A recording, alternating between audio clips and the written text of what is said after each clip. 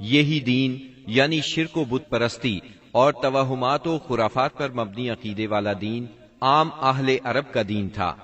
اس کے علاوہ جزیرۃ العرب کے مختلف اطراف میں یہودیت، مسیحیت، مجوسیت اور سابعیت نے بھی قدم جما لیے تھے۔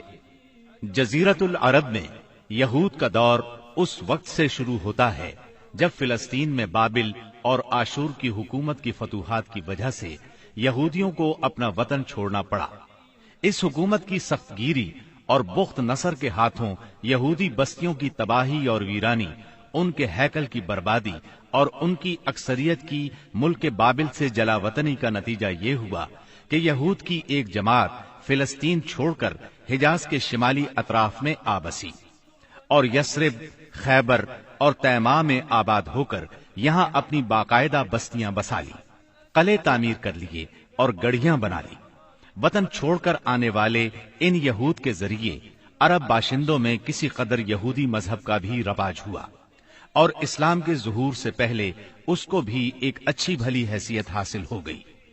اسلام کے ظہور کے وقت مشہور یہودی قبائل یہ تھے: خیبر، نذیر، مستلق، قریظہ اور قینقاع۔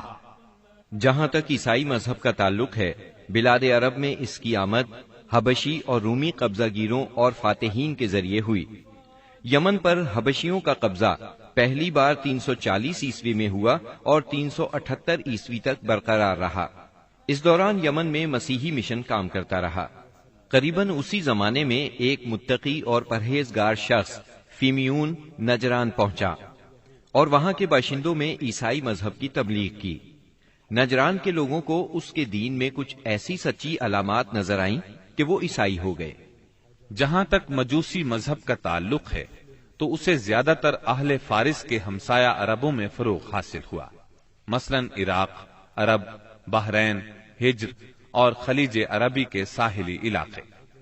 ان کے علاوہ یمن پر فارسی قبضے کے دوران میں وہاں بھی اکا دکا افراد نے مجوسیت قبول کی۔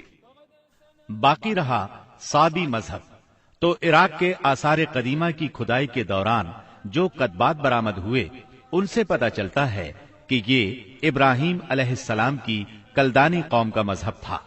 دور قدیم میں شام و یمن کے بہت سے باشندے بھی اسی مذہب کے پیروکار تھے۔ عرب کے باقی دینوں کے ماننے والوں کا حال مشرکین ہی جیسا تھا، کیونکہ ان کے دل یکساں تھے، عقائد ایک سے تھے اور رسم و رواج میں ہم آہنگی تھی۔